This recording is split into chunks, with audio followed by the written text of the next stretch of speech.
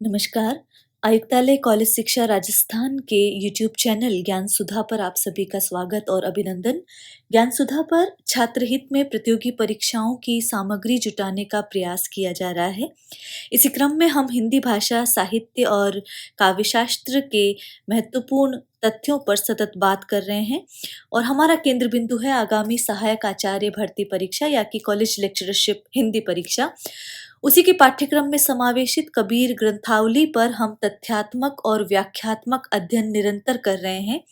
इसी क्रम में हम विरह को अंग की साखियों को ले रहे हैं, जिसकी साखियां संख्या में 45 हैं।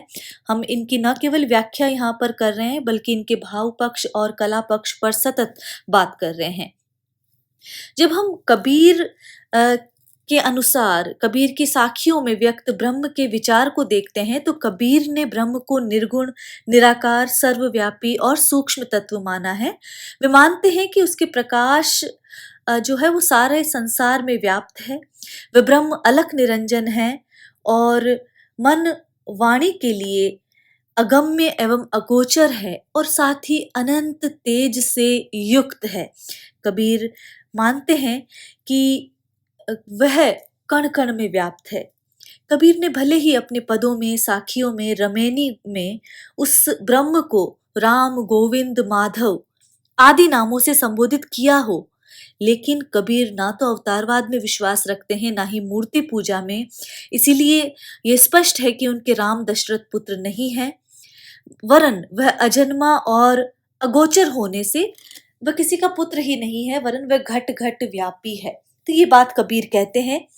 कबीर के अनुसार वे जीवात्मा को परमात्मा का अंश मानते हैं। वे कहते हैं कि समुद्र यदि परमात्मा है तो बूंद जीवात्मा है और बूंद का पृथक अस्तित्व तभी तक है जब तक वह समुद्र से अलग है, किंतु समुद्र में लीन हो जाने पर उसकी सत्ता लुप्त हो जाती है।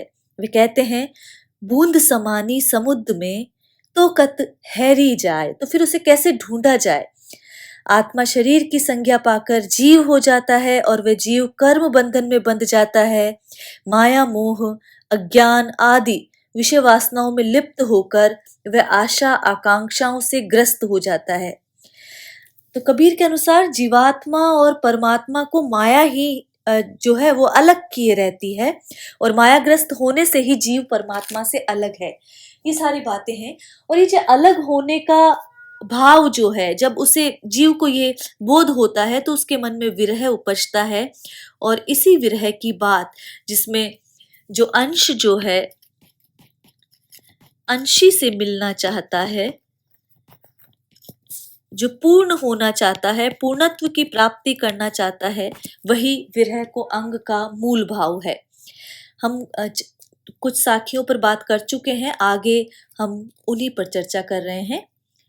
फाड़ी फुटोला धज करो, कामलडी पहिराऊं, जिहि जिहि भेषा हरि मिले, सोई सोई भेष कराऊं। सोई सोई और जिहि जिहि पुनरुक्ति प्रकाश अलंकार है यहाँ पर।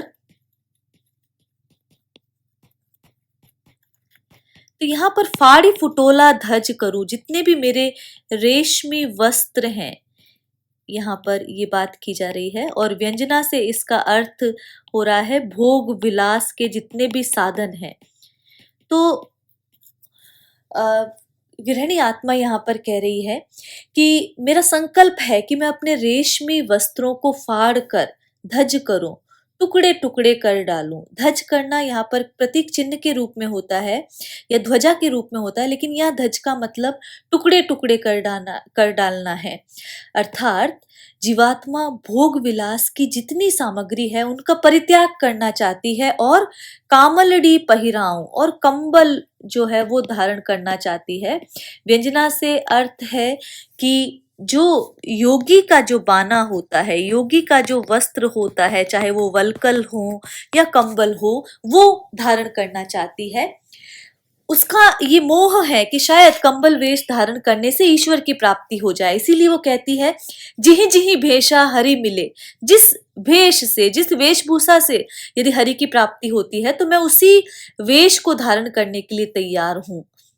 ये भाव है कि जिस भी माध्यम से हरि की प्राप्ति हो, जिस किसी भी वेश में प्रभु मिले, मैं उसे धारण करने के लिए उद्यत हूँ, उस प्रयत्नरत हूँ। तो ये बात यहाँ जीवात्मा कह रही है। अंत्यानुप्रास अलंकार का प्रयोग है, यहाँ पर रूपक अलंकार का प्रयोग है और साथ ही पुनरुक्ति प्रकाश अलंकार का प्रयोग है। जो अगली साखी है उसमें कबीर कह रहे हैं कि नैन हमारे जली गए, छिन छिन लौरे तुझ, ना तू मिले न मैं खुशी, ऐसी बेदन मुझ। कई जो कबीर की रचनावलियां हैं इसमें लौरे मिलता है, लौरे की जगह यहाँ जब लालायित होना, इसका अर्थ है लालायित होना, लपकना, रीझना, ये इस अर्थ में आया है। ना तू मिले ना मैं खुशी, इसी तरह जो श्याम सुंदर दास की जो रचनावली उसमें खुशी मिलता है, लेकिन जो अन्य रचनावली है उसमें सुखी शब्द मिलता है। वेदन का अर्थ वेदना से है, तो इसे हम इस तरह इसका पाठ करते हैं कि नैन हमारी जली गए, छिन छिन लोरे तुझ। कि मेरे ये जीवात्मा कह रही है कि मेरे ये बावरे नेत्र क्षण क्षण प्रतिक्षण जो है वो तुम्हें देखने के लिए लालायित होते हैं। क्षण क्षण की बात यहाँ पर की जा रही है, पुनरुक्ति प्रकाश अलंकार है कि मेरे ये बावरे नेत्र क्षण क्षण में तुम्हारे दर्शन के लिए लालायित होते हैं, किंतु ना तो तुम मिलते हो, ना तो ईश्वर मिलते हैं, और ना ही मैं सुखी हो पाता हूँ, ऐसी बेदन मुझ। इसीलिए क्या हो रही है, मुझे तीव्र वेदना यहाँ पर अनुभूत हो रही है। तो यहाँ पर यदि हम देखें तो नैन हमारे जली गए, छिन छिन लौड़े तुझ, यहाँ आवश्यकता का अनुभव करना भी एक अर्थ निकलता है। लौड़े शब्द से आवश्यकता अनुभव करना। तो मेरे नेत्र प्रभु के वियोग में जो है वो अनुरक्त हो गए हैं और वे क्षण क्षण उनकी आवश्यकता का अनुभव कर रहे हैं, एक अर्थ ये भी है। और सुखी और खुशी से कोई अंतर नहीं पड़ेगा। यदि खुशी नागरी प्रचारणी सभा वाले में खुशी मिल रहा है लेकिन अन्य रचनावलियों में सुखी शब्द मिलता है, तो यहाँ पर यह है। लेकिन यदि हम नागरी प्रचारणी सभा वाला यह शब्द लेते हैं तो वहां पर यह है कि मेरे नेत्र जो हैं वो विरह में इतने जल गए हैं कि उन्हें अब ईश्वर की आवश्यकता का अनुभव सतत हो रहा है। तो वेदना की पराकाष्ठा की बात यहाँ पर की जा रही है। अगला जो साखी है वो है कि भेला पाया श्रम सो भो सागर के माह, जो छाड़ो तो डूबी हो गहो तडसिए बाह। तो यहाँ पर भेरा का मतलब ये एक पाठ भेरा भी मिलता है अन्य जो रचनावलियां हैं जिसका अर्थ है बेड़ा, बेड़े से है। यहाँ पर यहाँ सरप जो पाठ है वो मिलता है, यहाँ पर इसका इस तरह लेना चाहिए,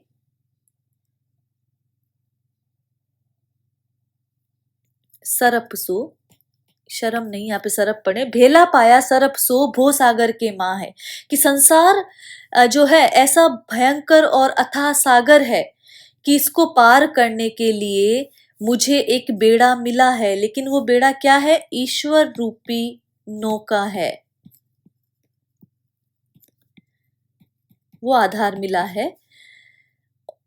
तो वो प्रभु के प्रेम रूपी नौका है, ईश्वर रूपी नौका है, लेकिन वो ऐसे सरप के समान है जो कि विषय वासना युक्त सांसारिक जीवन को डस लेता है। वो सर्प कैसा है, सांसारिक जीवन को डसने वाला है। ये बात यहाँ पर कबीर कह रहे हैं। वो ईश्वर तो प्राप्त होंगे, ईश्वर रूपी बेड़ा तो है, लेकिन वो सर्प है जो कि विषय वासनाओं रूपी सांसारिक जीवन को डस लेता है। जो छाड़ो तो डूबी हो। अब ये है कि यदि मैं उस ईश्वर रूपी नौका को, उस बेड़े को छोड़ देता हूं तो मैं डूब जाता हूं, गहो तडसिए बाह। और यदि मैं पकड़ लेता हूं तो वो मेरी बाह जो है वो डस लेता है। तो यदि जीव उस प्रेमाश्रय को छोड़ता है तो भवसागर में डूबना उसका निश्चय है। यदि नहीं छोड़ता है तो उसका जो विषयानुरक्त जो जीवन है उसका विनाश हो जाता है। तो विषयानुरक्त जीवन को त्यागने से ही, विषय वासनाओं को त्यागने से ही प्रेम रूपी बेड़े द्वारा भवसागर पार किया जा सकता है। यहाँ कबीर यह बात कहना चाह रहे हैं। रूपक अलंकार है यहाँ पर और अंत्यानुप्रास अलंकार, साथ ही पुनरुक्ति प्रकाश अलंकार का प्रयोग भी पूर्व वाली साखी में है, इसमें तो नहीं है। रूपक अलंकार और अंत्यानुप्रास अलंकार यहाँ पर देखा जा सकता है। जो अगली साखी है, रेणा दूर बिछोइया रहरे संसम झूरी, देवली देवली धाहड़ी देखी उगे सूर। यहाँ पर पुनरुक्ति प्रकाश अलंकार दृष्टव्य है। रेणा दूर बिछोहिया, तो यहाँ पर कबीर कह रहे हैं कि रेना मतलब रात्रि में, बिछोइया मतलब जो वियुक्त हो गया है। बिछोहिया का तात्पर्य है वियुक्त हो गया है। तो रेणा दूर बिछोइया, रहरे शंशम जूझी, तो शंश का मतलब है शंख से लिया गया है। झूरी का मतलब चिंतित। तो यहाँ पर कबीर कह रहे हैं कि हे शंख, तू रात्रि में अपने प्रिय से वियुक्त हो गया है। देवली देवली धाहड़ी देखी उगे सूरी, सूर्य के उदय होने पर तू प्रत्येक देवालय में जाएगा। यहाँ पर ये बात कही जा रही है। तो देखिए यहाँ पे शंख एक तो पाठ मिलता है और एक जो पाठ मिलता है वो चकवे का मिलता है। तो रात्रि ने चकवा पक्षी को अपने प्रिय से बिछो कर दिया है, दूर कर दिया है। रहरे संशम झूरी, तो यहाँ पर ये कह रहे हैं कि अब जो तू उससे व्यथित नहीं हो, तू संयम को धारण कर। अब वह मंदिर मंदिर जाकर अपने प्रिय के वियोग में रुदन कर रहा है, लेकिन उसके प्रिय तो उसे जब सूर्य का उदय होगा तभी वो प्रिय मिलेंगे। दूसरा अर्थ यहाँ पर शंख से है कि रात्रि में जो शंख है वो अपने प्रिय समुद्र से दूर हो जाता है। शंख, ऐसा माना जाता है कि शंख जो है समुद्र से रात्रि में दूर हो जाता है। तो यहाँ पर वो उसे तू शांत रहे, संतप्त मत हो, घबरा मत, ये बात कह रहे हैं कि तू सूर्य के उदय होने पर प्रत्येक देवालय में ध्वनि करेगा। यहाँ ये बात कही जा रही है। यहाँ शंख को जीव बताया है, रात्रि को अज्ञान और सूर्य को ज्ञान का प्रतीक बताया गया है कि हे जीव, तू अज्ञान के अंधकार में अपने प्रियतम प्रभु से वियुक्त हो गया है, जैसे शंख रात्रि के अंधकार में अपने प्रिय रत्नाकर से लहरों द्वारा दूर फेंक दिया जाता है और सूर्योदय होने पर वही शंख फिर देवालयों में उल्लासपूर्ण ध्वनित होता है। वैसे ही हे जीव, ज्ञान का प्रकाश होने पर तू भी दिव्य भाव को प्राप्त होगा, परमात्म भाव को ध्वनित करने योग्य बनेगा। तो जब हम शंख अर्थ लेते हैं तभी इसका वास्तविक पाठ निकलता है। चकवा अर्थ लेने से इसका वास्तविक जो पाठ नहीं हो पाता। तो यहाँ पर शंख ही अर्थ लेना चाहिए और ये उदाहरण लेने से अनियोक्ति अलंकार यहाँ पर आ गया है और साथ ही अंत्यानुप्रास अलंकार का प्रयोग यहाँ पर दिखाई दे रहा है। जो अगली और अंतिम साखी है बिरह को अंग की, सुखिया सब संसार है खाए अरु सोवे, दुखिया दास कबीर है जागे अरु रोवे। तो कबीर यहाँ पर कह रहे हैं कि जिन जीवों ने वियोग का अनुभव नहीं किया है वे आनंद से खाते और पीते हैं, अर्थात सांसारिक सुखों में लिप्त रहते हैं, परंतु मेरे जैसे जो जीव हैं वो उन्होंने प्रभु वियोग का अनुभव किया है और वह बेचारा दुखी ही रहता है, उसे भला नींद कहाँ, वह विरह व्यथा में रोता ही रहता है। तो ये बात यहाँ पर है कि जो जीवात्मा अज्ञान में पड़ी है वह खुश है और विषय वासनाओं से युक्त अपना जीवन व्यतीत कर रही है, आराम से सोते हैं, लेकिन दुखिया तो कबीर है जो ज्ञान प्राप्ति के लिए बेचैन है, वह जाग रहा है और रो रहा है। कबीर ने अन्य स्थलों पर भी कहा है, हंसी हंसी कंत न पाइए जो पावे सो रोई, ये बात वो कहते हैं। ऐसा ही भाव मीरा ने भी कहा है कि मैं बिरहन बैठी जागूं जगत सब सोवेरी आली। ऐसी बातें अनेक संत कवियों में मिलती है। अंत्यानुप्रास अलंकार है यहाँ पर और साथ ही जो वियोग श्रृंगार की अभिव्यक्ति हुई है, शांत रस है यहाँ पर। ये सारी बातें कला पक्ष से संबंधित देख सकते हैं। तो यहाँ पर विरह को अंग समाप्त होता है, जिसमें विशेष प्रकार से रहित होना, जो जीव विशेष प्रकार से रहित है, उसकी बात यहाँ पर की जा रही है।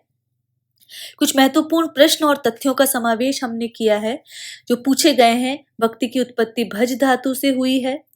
भक्ति के उदय संबंधी अभिमत पूछे जाते हैं और ये पूछा जाता है कि सुमेलित कीजिए या असंगत को छांटिए।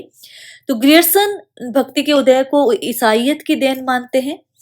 आचार्य रामचंद्र शुक्ल इस्लामी आक्रमण की प्रतिक्रिया स्वरूप मानते हैं। वहीं हजारी प्रसाद द्विवेदी भारतीय चिंतन धारा का स्वाभाविक विकास कहते हैं। गजानन माधव मुक्तिबोध ने ऐतिहासिक सामाजिक प्रभाव की प्रतिक्रिया के रूप में जनता के दुख व कष्टों से वे भक्ति का उदय मानते हैं। तो ये कुछ महत्वपूर्ण तथ्य हैं। कबीर का कहना है, भक्ति द्राविड़ी उपजी लाए रामानंद, प्रकट किया कबीर ने 7 दीप 9 खंड। ये बात कबीर कहते हैं। जब हम आचार्य रामचंद्र शुक्ल के नाना मत पढ़ते हैं तो वो लिखते हैं कि कबीर की वाणी का संग्रह उनके शिष्य धर्मदास ने बीजक नाम से किया और ये 1464 ईस्वी के आसपास मिलता है, यद्यपि प्रामाणिक नहीं है। जिसके 3 भाग साखी, सबद और रमेनी है। साखी प्रधानतः दोहा और सोरठा छंदों में लिखी गई है। मात्रा अलग अलग मिलती है। इसकी भाषा सदुकड़ी है, जिसमें राजस्थानी, पंजाबी और खड़ी बोली समावेशित है। यदि हम सबद को देखते हैं तो सबद गेय पद हैं, जिसमें ब्रजभाषा और पूर्वी बोली का अधिक पुट है।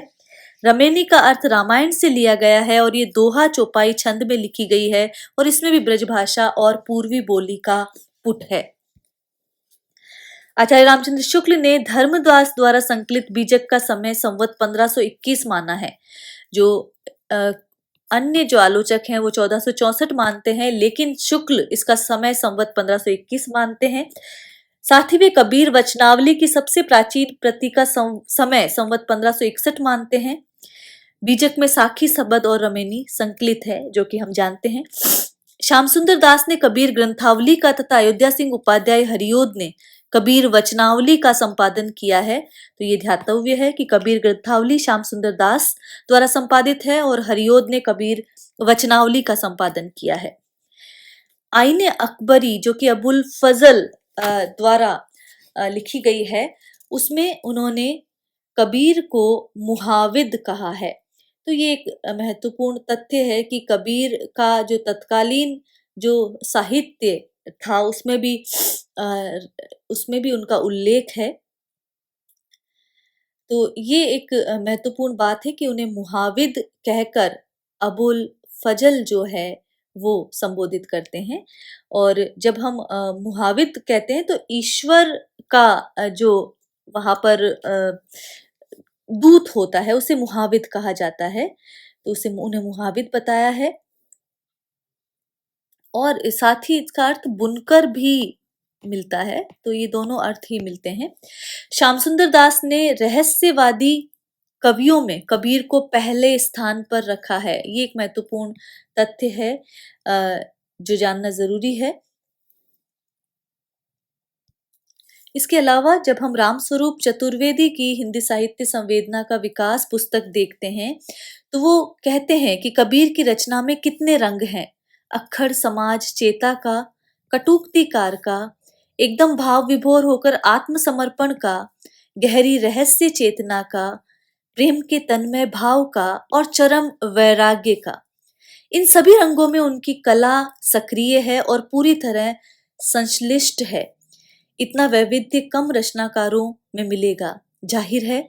इसलिए फुटकर पद और दोहे लिखकर ही बिना महाकाव्य लिखे वे हिंदी में महाकवि हैं। तो ये रामस्वरूप चतुर्वेदी की महत्वपूर्ण टिप्पणी है कबीर पर। कबीर पर ही आचार्य रामचंद्र शुक्ल कहते हैं कि अनेक प्रकार के रूपकों और अन्योक्ति द्वारा ही इन्होंने ज्ञान की बातें कही है। तो ये आचार्य रामचंद्र शुक्ल का कथन है, जो नई न होने पर भी वाग वैचित्र्य के कारण अपढ़ लोगों को चकित किया करती थी। अनूठी अन्योक्तियों द्वारा ईश्वर प्रेम की व्यंजना सूफियों में बहुत प्रचलित थी।